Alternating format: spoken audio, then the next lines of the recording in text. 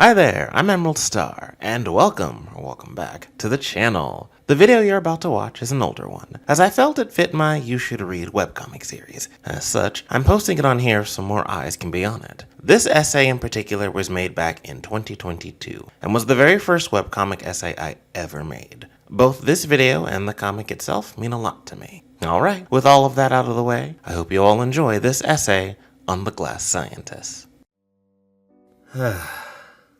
For those of you unaware, I'm a huge webcomics reader. I became obsessed with them back in summer 2018 and never really stopped since then. Webcomics managed to capture my attention and had me hooked on them regularly, to the point where I'd have up to 30 different comics being read all at once. Nowadays, I've narrowed down the number of comics I'm reading, so I'm not overwhelmed. I was trying way too hard to keep up with everything all at once. Last year, I spent 6 months away from reading any webcomics due to a lack of interest.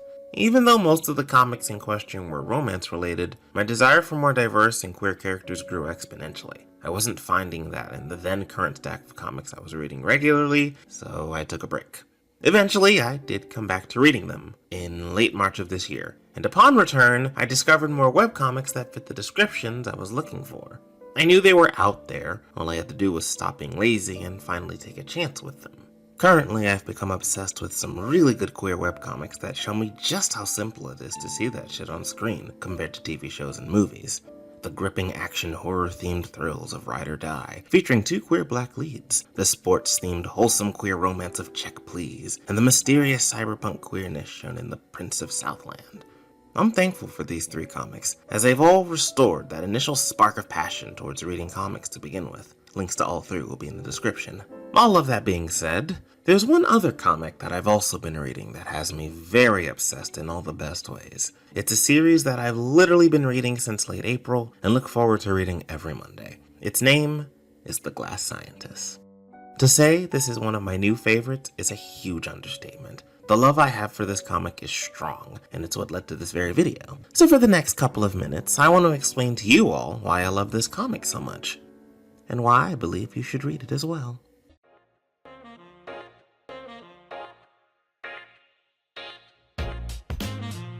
The Glass Scientist is a webcomic that tells a reimagined story about Dr. Jekyll and Mr. Hyde. In this version of the story, Jekyll is a gentleman scientist leading a group of fellow rogue scientists in a world where they're all seen as mad or criminals. As a result, they all live under one roof together via the Society for Arcane Science. Essentially, it's a bunch of gay scientists living together as a fan family. I said what I said. While during the day, Jekyll is working hard to secure funding for the Society through exhibitions and maintaining the goodwill of the common folk in London. At night, however, he deals with an ongoing dilemma, a dilemma many of us queer folks deal with often: gay panic. In all seriousness, though, Jekyll deals with Mr. Hyde, a man who doubles as the lingering voice from within, and Jekyll's alternate persona. Every so often, Jekyll drinks a potion as a way to let Hyde roam free at night and cause trouble. And you might be wondering, Emerald, what the hell does this have to do with gay panic? Oh, right. Forgot about that. Jekyll is a bisexual in the closet. He's been repressing himself for years after a love life gone south, and went so far as to drink a potion to help further said repression. Hyde is the result of that repression, and is essentially a walking, chaotic bisexual. And before you ask, no, it's not subtle or ambiguous. It's explicitly stated in Jekyll's synopsis that he is in fact a closeted bisexual. The story is filled with all sorts of queer characters that range from bisexuals, a queer black dude, a queer black lesbian, a trans man werewolf, to a goddamn polyam married couple and their married group of lesbians. That last part was a joke, but I also wouldn't be surprised if they were in fact queer as well, and I'd be here for it. Anyway, I'd love to discuss all of the fantastic queer rep in this comic, but for now I'd like to focus on our lovely closeted main protagonist and his struggles. Let's kick things off by discussing the mad lad himself, Dr. Henry Jekyll.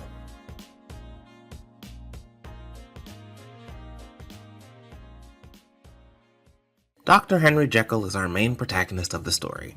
As stated earlier, he's a gentleman who doubles as a scientist. He dabbles in alchemy and is obsessed with all forms of science. When he's not keeping tabs on the other scientists of the society, he's utilizing his social butterfly skills to maintain a strong reputation amongst the people of London as a way to keep the scientists out of trouble. As shown in the very first chapter, Jekyll managed to get Jasper, a trans man werewolf, out of trouble from the hands of the cops and angry citizens. He does it with such ease and can convince folks to leave it all to him to take care of the scientists and supernatural entities that enter London.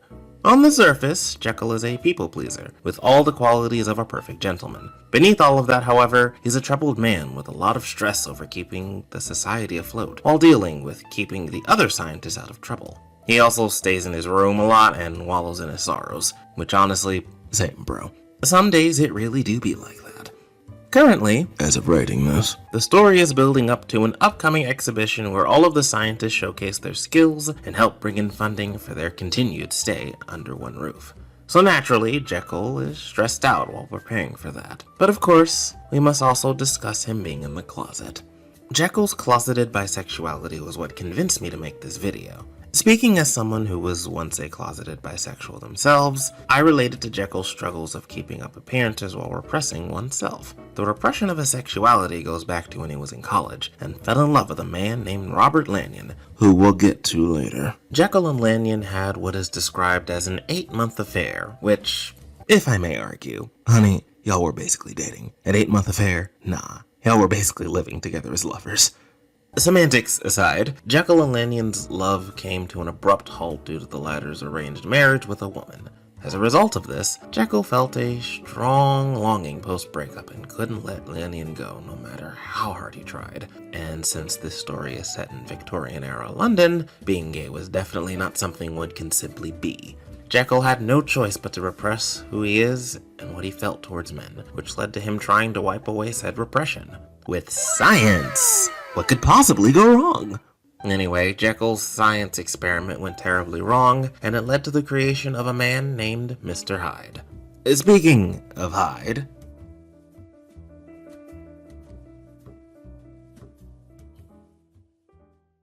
Mr. Edward Hyde is Jekyll's chaotic creation, and is, as stated before, a chaotic bisexual. And when I say that, I mean it. Hyde is an absolute mad lad who believes he's hot shit, who rules the streets, and will literally cause trouble if it means having fun. I'm not sure where he got that from in just 2 years shy of existing, but hey, delusions and insanity are all part of the chaotic bisexual experience. I should know. All seriousness though, Hyde was the end result of Jekyll trying really hard to repress his lingering feelings for Lanyon. And instead of repressing said feelings, it led to a literal embodiment of everything Jekyll is afraid of embracing. This includes emotions he finds useless, his more rogue scientist desires, and of course, his bisexual thoughts aplenty. Hyde sums up everything Jekyll is afraid of embracing on the regular, and he loves to rub it in the former's face every chance he gets. During the day, Hyde is the voice in Jekyll's head, aka think about all those intrusive thoughts in your head and how they're tempting, insulting, or just plain discouraging. And congrats! You've got the mind of a depressed and anxious sad boy who needs plenty of sleep. This video is hitting a little too close to home, not gonna lie. Anyway, Hyde's words typically annoy Jekyll and at times gets to the point where they're having a conversation with one another. These discussions are almost always about Jekyll's facade as a gentleman scientist who's trying so hard to keep it together. And let's be clear, Hyde has a point. Jekyll isn't being himself completely and is essentially conforming to the norms surrounding him in London. It's also a point fellow scientist Dr. Frankenstein made towards Jekyll as well, but we're not going to talk about her too much, because I can't stand her. At all. Hashtag fuck Frankenstein. Now, I'm sure many of us have felt exactly what Jekyll is going through or are going through right now. It's that need to fit into the heteronormative environment we're in, just so we don't stand out like a sore thumb or be seen as weird. God only knows I've done that, and to an extent still do, even as an openly bisexual man.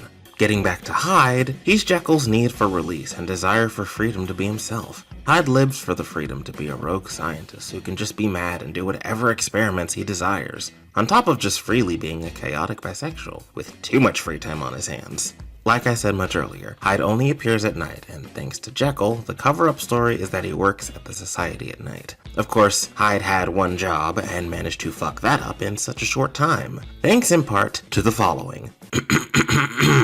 leading a rebellion of gay scientists into town to fight another crazy gay scientist and his evil creations, lighting an entire town on fire in the middle of the night, somehow almost exposing an underground mad scientist hotspot, and becoming a wanted man in the eyes of the London police as a result of all of the acts discussed above.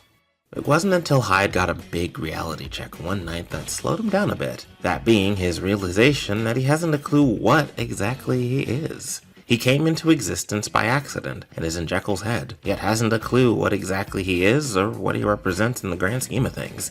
Hell, Jekyll isn't quite sure what Hyde is either. Once Hyde realized this, it slowed him down a bit and is currently fucking with him mentally as of the most recent chapter. Lord knows what that will lead to, but one can hope both Jekyll and Hyde will get a better idea of what's going on. Eventually, they'll both grasp what's really going on, but for now, they shall remain in the dark. Overall, I like what Hyde represents for Jekyll. He's everything Jekyll refuses to accept about himself, and much like actual intrusive thoughts, those things will never go away. And without Hyde, Jekyll is incomplete as an individual, but assumes he's better off without them. But in order to bring all of this together, we have to discuss how we got here. How did Jekyll end up with an accidental, repressed, chaotic bisexual from within? We have our good fellow Robert Lanyon to thank for that. Time to talk about the Victorian-era playboy himself.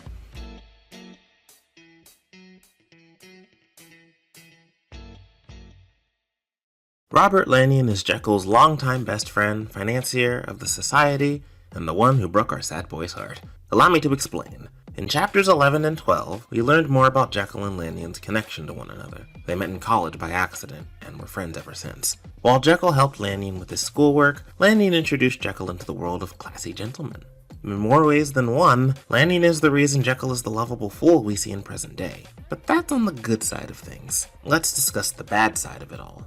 As alluded to in the beginning, Lanyon was also romantically involved with Jekyll. They were engaged in an 8-month sexual affair, which, once again, is basically them dating if we're being honest. Anyway, prior to dating Jekyll, Lanyon was your typical college slacker, an attractive rich dude who probably didn't get a say in his choice of college, and is rebelling by neglecting his studies, staying out all night and doing whatever the hell he wants when he wants. This also includes fooling around with every guy he found attractive as well. Oh, right. Lanyon is a closeted gay man, if that wasn't obvious. He's basically a philandering rich hot guy. Huh, even Victorian-era England has playboys. Who'd have thought? Lanyon eventually met Jekyll, and it was love at first sight. Jekyll quickly learned about Lanyon's playboy lifestyle with other guys as they began fooling around, but felt what they had was real. And it's not hard to see why. Lanyon's relationship with Jekyll lasted longer than most of his other flings. Again, 8 months of dating will do that to you. But that's the thing. I joke about them dating because in universe, Jekyll feels the same way. Jekyll is taking all of Lanyon's time with him as a real relationship, with both of them living their lives together as some sort of happily ever after. To Lanyon, however, it's nothing more than an affair with his science tutor, above all else. This lack of attachment to his partners is what makes it easy for Lanyon to drop his lovers like flies and move on to the next one. And sadly, Jekyll was no different. Lanyon was set to get married to a lady, and was all set to end things with Jekyll, but it was slightly harder for him this time around. Could it be that you two weren't just fooling around, and perhaps instead you were dating? For Lanyon, it was easy to break things off and move on. For Jekyll, however, it wasn't, and it's what led to him trying to repress himself, thus the eventual creation of HYDE. Lanyon is currently still married to his wife Everly, who we recently learned is in fact also heckin' gay. We stan a lavender marriage duo. And although it was easy for Lanyon to move on from Jekyll, he was suddenly given a reminder of the past life he led from good ol' Hyde. In chapter 10, Lanyon has his first real encounter with the chaotic bastard. During said confrontation, Lanyon shows that he's still in love with Jekyll while Hyde quietly blushes upon hearing his words. Before Lanyon can get any info out of Hyde, he's bombarded with a reality check about how he used to be in college. As of making this script, Lanyon has yet to put together the pieces of the puzzle as to how Hyde seemingly knew about him. But on that note, Lanyon is also a victim of high expectations as a black man. For many of us black folks out there, you're often given expectations to be the best and to always work 2 times harder to get where others are in any area of society. For Lanyon, it's being part of a family of high status and trying to live up to his parents' groundwork and build on it.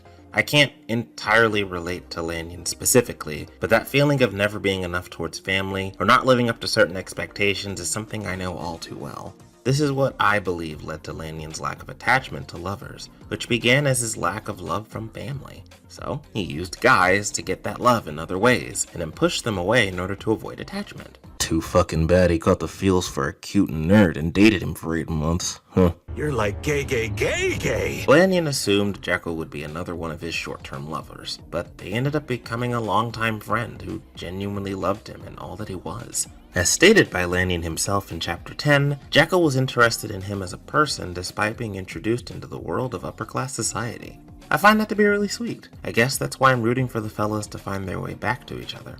It's a long way to go before we get there, but I'm eager to see how it all turns out. Here's to our lovable sad boy and the classy hoe eventually communicating their feelings and getting back together.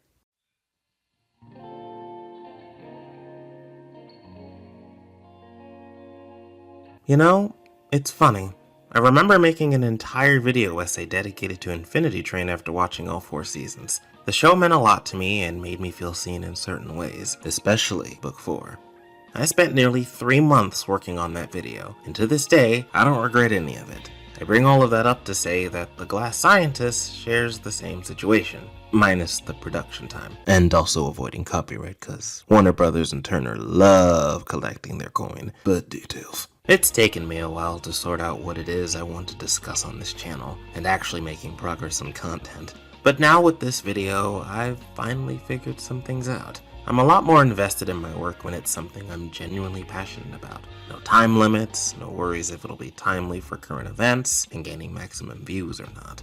Instead, it's just a really good time talking about whatever it is I'm interested in discussing. The last time I felt this was during the production of the Infinity Train video essay, and it's a feeling I've once again felt while making this essay about The Glass Scientist. This webcomic played a part in reminding me just how impactful comics have been in my life for the last 4 years. I'm a sucker for romance as a genre, be it queer or not. I would have read The Glass Scientist even if the story was another straight romance, but it's that combination of clever storytelling, comedy, drama, and damn good queer rep that got me deeply invested. I'm invested in Jekyll finding happiness, and getting sleep.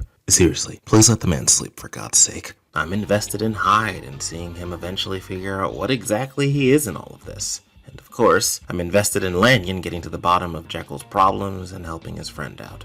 I'm also invested in the rest of what the story offers. But this video only came to be thanks in part to how much I related to the main characters and how compelling the storylines are surrounding them. Everyone else involved in this story are also lovely characters as well. Except Frankenstein. Hashtag fuck Frankenstein. The creature is great though. I know I tend to switch up on what topics I'll discuss every other week. But honestly, I'm thankful for this comic putting me on a path of what I'd like to be talking about more often. And it's why I can't recommend this comic enough. It's been going on for several years and has amassed quite the fan base. It's a really fun time. Whether you're interested in the retelling of Jekyll and Hyde, the variety of different scientists, or just here for a fun story about gay scientists being gay, then this story is for you. And that's why, among many reasons, you should most definitely read The Glass Scientist.